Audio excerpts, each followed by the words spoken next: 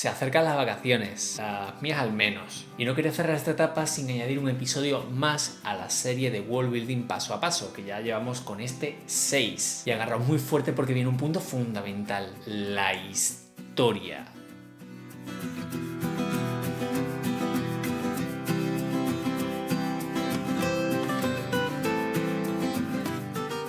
Yo ya sé que la palabra world building echa a muchos para atrás, porque para empezar está en inglés y hay muchos que no lo han superado. Bueno, tenemos demiurgia, que es un término que ya hemos usado antes y que, bueno, podemos utilizar para aquellos que se les hace bola eso de world building, o workbook, que es como se conoce más cariñosamente. Y también porque esto de world building suena como demasiado a fantasía. Mucho más que a ciencia ficción, por ejemplo. Suena mucho más world building a Tolkien o a Sanderson que a Asimov. Y en realidad lo que hacía Asimov también era world building. Si tú estás recreando un mundo futuro o un mundo alienígena, necesitarás también un buen world building. Y en el tema que vamos a tratar en el vídeo de hoy entra todo lo referente a la línea temporal. Y ya se podría aplicar si estamos tratando de una generación de larga y a veces incluso con menos. Y como ya hemos dicho, además de en fantasía, lo podemos utilizar para distopías, para utopías, ucronías y cualquier tipo de obra futurista.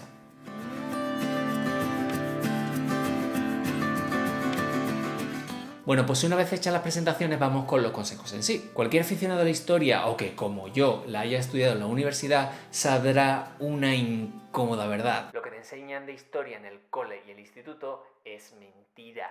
Bueno, vamos a ver, mentira, no es exactamente así, pero está tan sumamente resumida y simplificada que se salta un montón de cosas que la hacen poco verosímil y la convierten en una asignatura inexacta. Es una historia simplona, de o blanco o negro, insustancial y se ajusta bastante poco a lo que ocurrió en realidad. De modo que si te vas a lanzar a crear la historia de tu mundo y tus nociones de historia son las de secundaria o del bachillerato, esta te va a quedar pues también así, simplona. No se trata de que tengamos que hacer un tratado histórico cargado de detalles y de complejidad, pero sí vas a tener que trabajar la conciencia para que no te queden datos sueltos, ni que haya cosas que ocurran porque sí, ni elementos que de golpe desaparezcan o aparezcan por las buenas.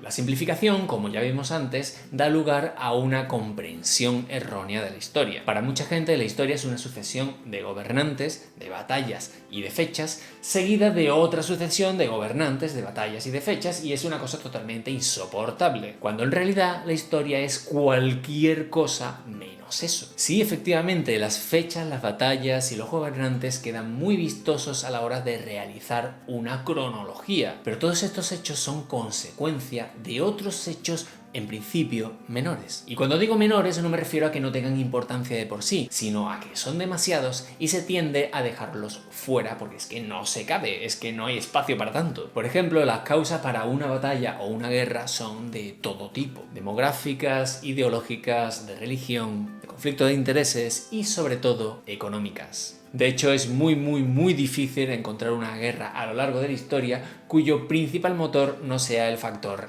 económico. Y algo muy parecido podemos decir de los gobernantes, que se impongan unos u otros va a venir sobre todo de su éxito económico, ya que poder y economía son dos factores que van siempre unidos como uña y roña. Y son los poderosos los que dirigen los países, así que blanco y en botella.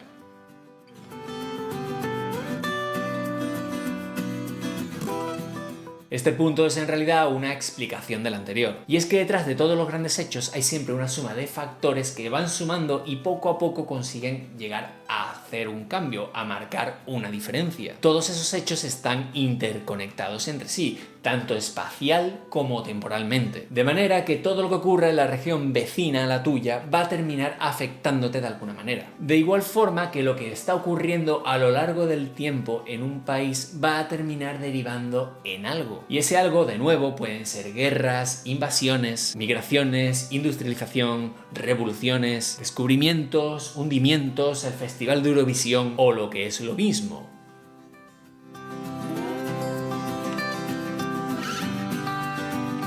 No sé quién lo dijo, pero yo creo que tiene toda la razón del mundo. El cambio es la única constante en el universo. Efectivamente, la historia, como el resto del universo en el que vivimos, está marcada por el cambio, por la evolución. Esas civilizaciones que permanecen inmóviles durante milenios, sencillamente no son creíbles. A no ser que seas el antiguo Egipto, claro. Pero incluso en Egipto hubo cambios, invasiones, diferentes dinastías, incluso una revolución religiosa. Crea historias que se muevan, que no paren quietas, donde se noten los cambios de un siglo al siguiente, aunque sean muy pequeños. No tienen por qué ser cambios rápidos ni profundos. De hecho, cuanto menos avanzada esté la civilización, más despacio se va a mover. Cuanto más aislado y poco avanzado que sea un lugar, más difícil va a ser que penetre los cambios y haya alguna diferenciación. Habrá cambios, ya os lo digo yo, habrá evolución, pero será siempre más despacio. Y al revés también, cuanto más avanzada sea la civilización, más rápido irá todo. Y como ejemplo tenemos lo que tenemos hoy en día, que va a toda leche.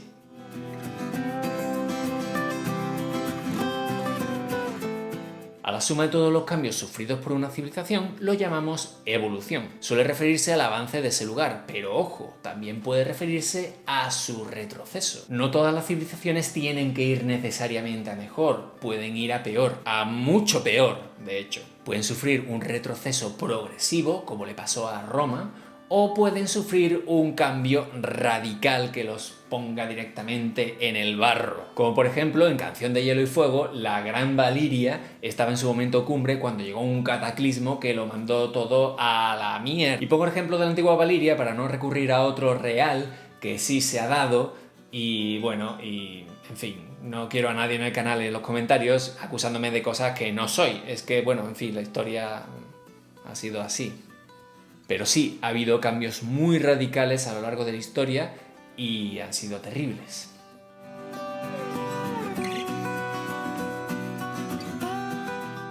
Y hablando de la antigua Valiria, también tenemos que tener en cuenta en la historia la capacidad de crear cambios que tienen los cataclismos. No tienen por qué ser tan brutales como que caiga un meteorito, o que estalle un megavolcán, o que haya una pandemia, o que te invada alguien sediento de oro. Pueden ser mucho más progresivos. Un proceso de salinización del suelo, el agotamiento de las materias primas, la extinción de especies necesarias, o males derivados de un cambio climático acelerado que todo el mundo ve venir, pero que nadie quiere hacer nada para no dañar a la economía. En fin.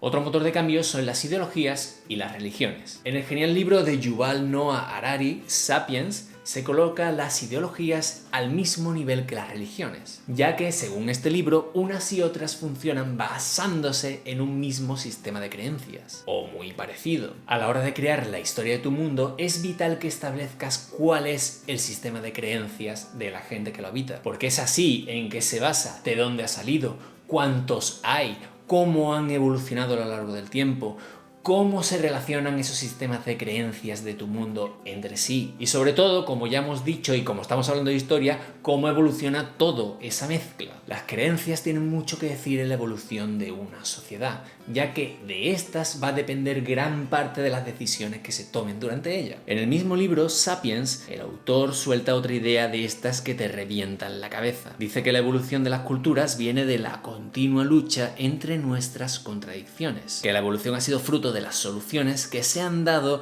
a ese conflicto. A mí me parece una explicación no solamente de la historia del ser humano, sino de nuestra propia naturaleza maravillosa, estupenda, increíble. Es una idea muy acertada y no es la única que vais a encontrar en este libro. Aquí. Está totalmente recomendadísimo para todos. Y sobre todo, si estamos interesados en escribir la historia de nuestro mundo, si nos leemos antes este libro va a ser mucho mejor.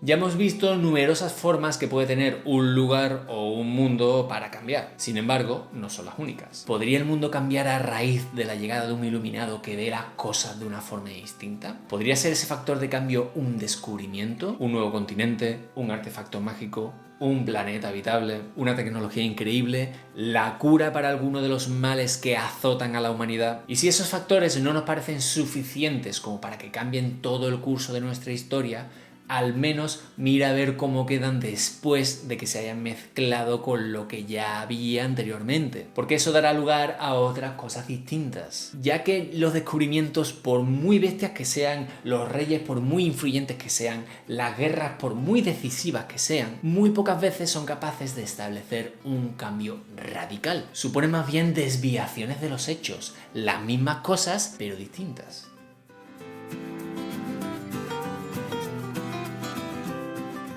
Ya que cuando hablamos de cambio y de evolución, a lo que en realidad nos estamos refiriendo es a transformación. Cuando irrumpió el Islam, por ejemplo, el mundo no cambió, simplemente se transformó en otra cosa basándose en lo que ya había. Que se haya transformado no significa que cambie radicalmente con respecto a lo que había previamente. Hay una mezcla, una suma de factores, y es que lo nuevo nunca es completamente nuevo.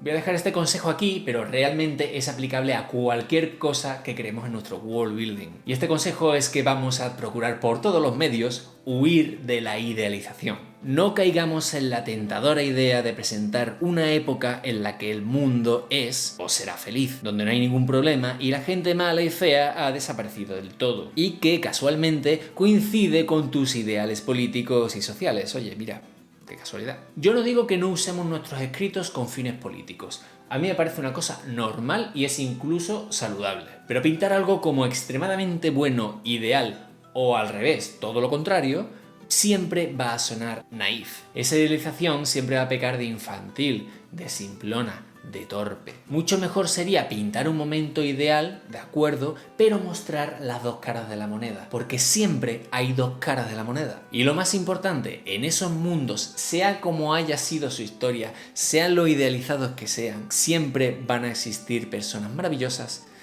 y todo lo contrario.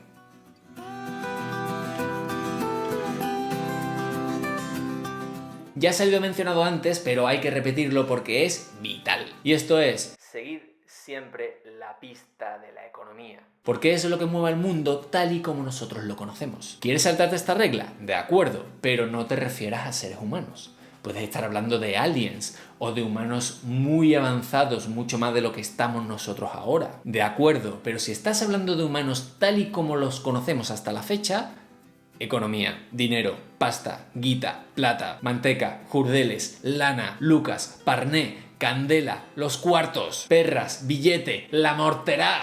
Si tú quieres una hora de charla cara a cara conmigo para que te conteste a todas las dudas que tengas, ya sea de world building, de escritura, de mercado editorial, de lo que tú quieras, de las cosas que yo hablo en el canal, escríbenos a Autorquía y reserva tu hora de asesoría conmigo. Ponme a trabajar para ti y ya verás cómo te cunde. Que si en 15 minutos de vídeo ya emprendes todas estas cosas, imagínate en una hora, yo ahí dándote la tabarra de forma personalizada. Y lo mismo, también nos puedes escribir a Autorquía si necesitas algún informe de lectura o alguna corrección. Dale a me gusta al vídeo, déjame tu comentario siempre de una forma respetuosa. Comparte el vídeo, comparte el canal, por supuesto. Suscríbete si no lo has hecho todavía, dándole a la campanita para que YouTube te avise cada vez que yo subo algo nuevo. Y nos vemos en el próximo vídeo. Muchísimas gracias por estar ahí.